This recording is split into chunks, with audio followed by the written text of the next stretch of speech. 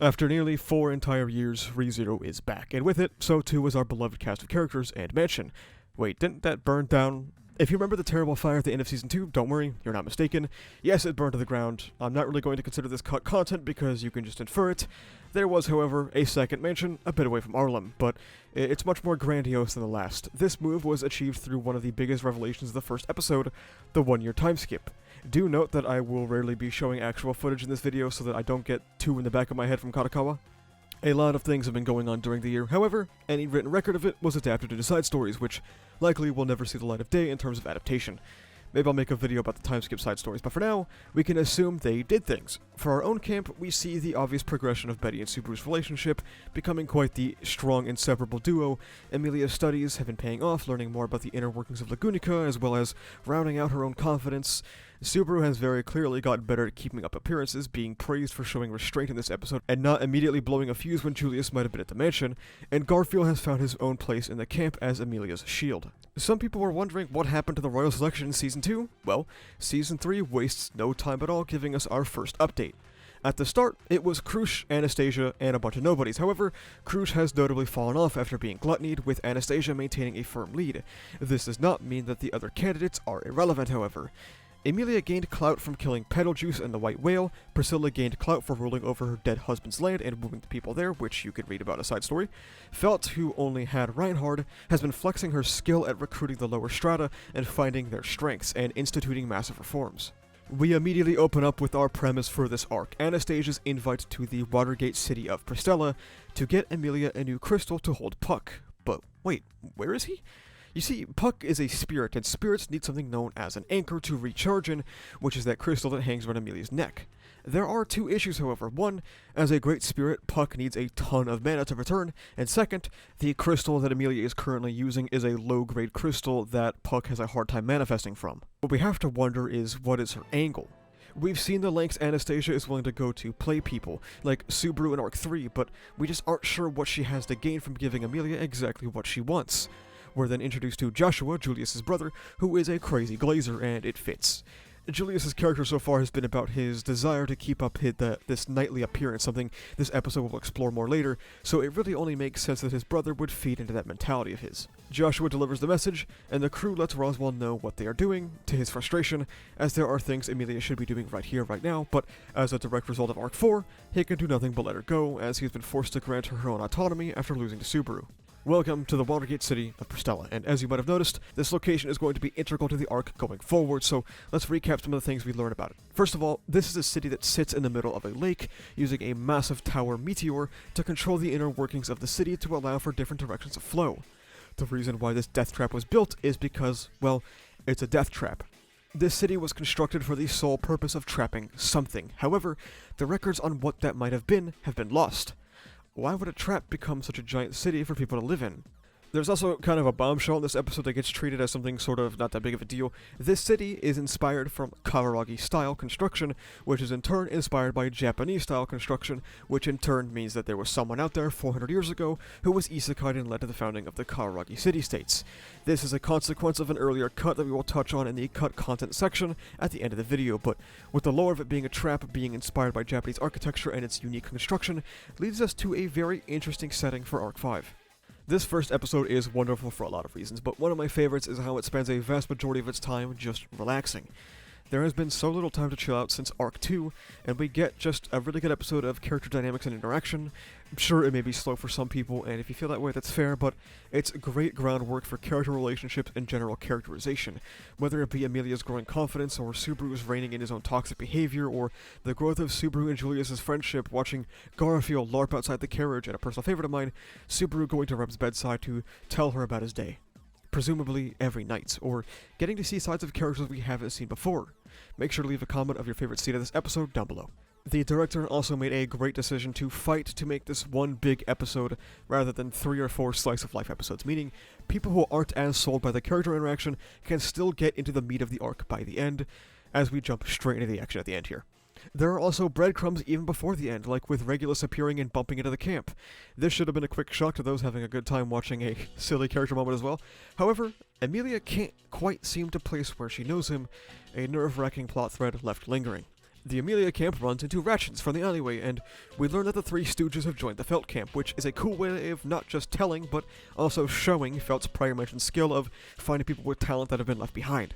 Since Felt camp is here, so too is the man himself, Reinhard.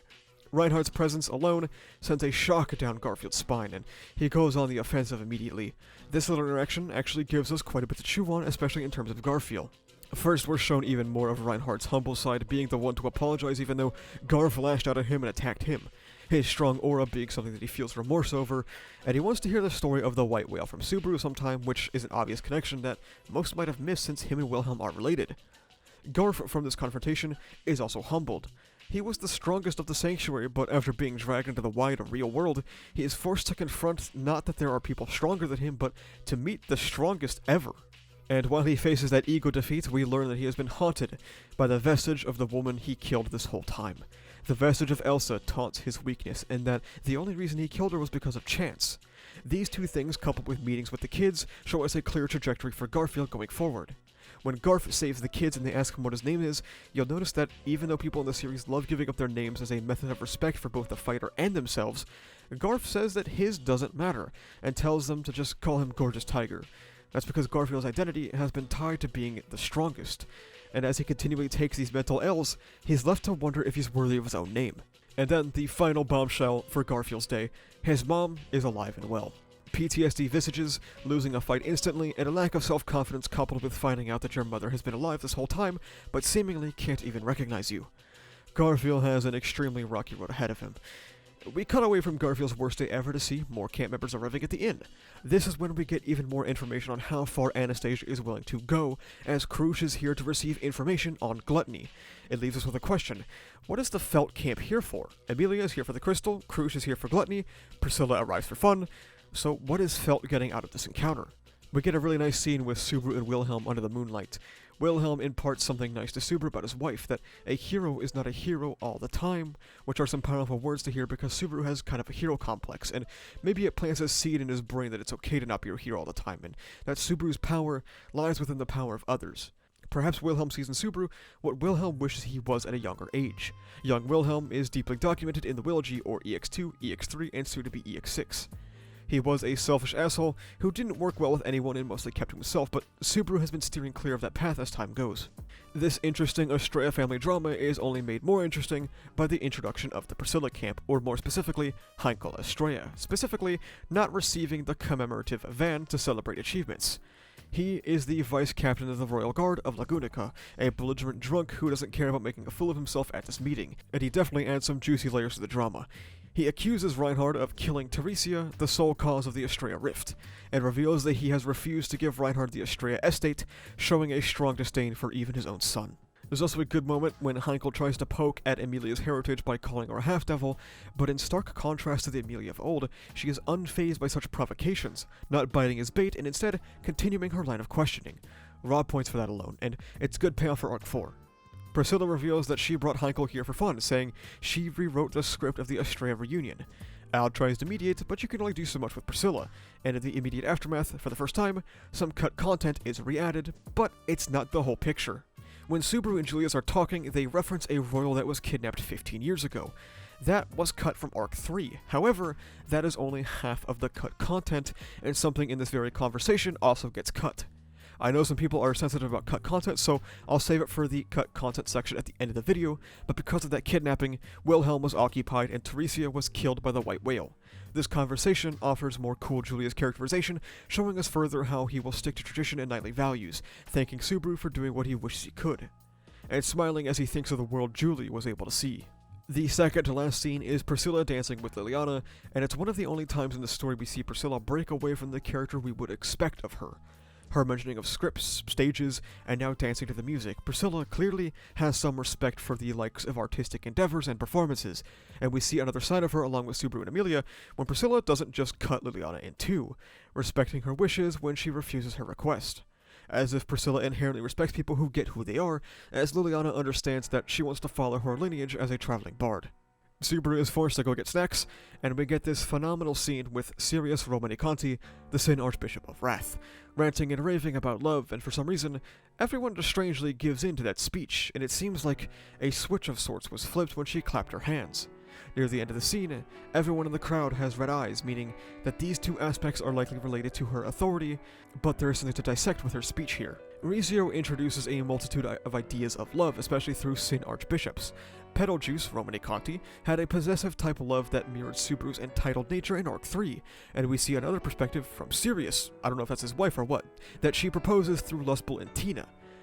Is putting your life on the line like Lustbel is doing. Love is sacrifice love, and is love when your heart is one. While I do think that there are honorable ideas of self-sacrifice, as Sin Archbishops tend to do, they take it to an extreme, and I do not believe that two people becoming one is what love is, but toxic dependence. As Sirius espouses her ideals, she drops Lustbel to the ground, killing the entire town square, and forcing Subaru's first reset in over a year. The crushing feeling of that revelation hitting his brain all at once, alongside the memories of him cheering at a boy's death. For the anime onlys watching this video, I would love to hear what you think Sirius' authority is in the comments below, and any novel reader spoiling people will get boomed. Season 3 Episode 1 did a fantastic job setting up a huge conflict, Regulus' appearance, the talk of the city being a trap and messing with water levels, Reinhardt saying he can arrive in 5 seconds, Sirius' entrance along with her last name and her very obvious elf ears, the broadcast meteor, and more. All 90 minutes of this episode were used to set up benchmarks for characters so we could tell what's going on with them and how they've changed over the year while introducing all new conflicts for them. The inherent conflict of the royal selection, the Sin Archbishops descending upon the city, the weapon-like structure of the city itself, and the Estrella family drama. We are set up for a bombastic first core, but now let's talk about what didn't make it into the anime. To start, you may have noticed Subaru's lack of surprise about the notion of someone from Japan being influential in the founding of Kararagi and its architecture. This is ripped straight from the novel. The main problem is that with the novel, there being other people who were isekai'd was actually included. The anime technically included this on Flugel's tree by writing Flugel was here in katakana, but it flew under a lot of radars, and the anime completely cut out Aldebaran being from Japan. You can find more information about these in some of my cut content videos. I discussed earlier how they half re-added some content. They mentioned that a Lagunican noble was kidnapped as a baby 15 years ago, but what they didn't include is that Felt is suspected to be that noble, hence why Reinhardt reacted the way he did and took her in. While they re-added part of the cut content, they cut another portion from the Subaru and Julius conversation. First, Julius mentions that due to Reinhardt's relationship with Heinkel as son and father, the Kingdom Warriors that if Heinkel gave Reinhardt an insane order, Reinhardt would do it without question, thus the Kingdom does what they can to keep Heinkel in a good mood. And second, Heinkel is suspected of involvement in the kidnapping of a royal 15 years ago, however there is no conclusive proof. And finally, Heinkel is the one who had Teresia go to the white whale that lost her life, as Heinkel refused to take part. So there are the bits and pieces that do not make it in about Heinkel. It's possible they are added later, but just in case they aren't, there you go. That will also wrap up our episode 1 video. I won't talk about what I think of it as an adaptation, as I already did that in a previous video, which you can watch here. So until next week, that'll be all. Thank you so much for watching. If you like this video, make sure you subscribe for more. You can also check the description down below to become a member, which gives you benefits like early videos, membership badges, and cool custom emotes. You can join the Discord where we talk about ReZero, Kagurabachi, Jujutsu Kaisen, and all kind of stuff. Additionally, you can go to the channel store and pick up some awesome stickers made by our channel artist, so you can carry the power of Graphia with you on your water bottle. That's about it though. Thank you for watching. See ya.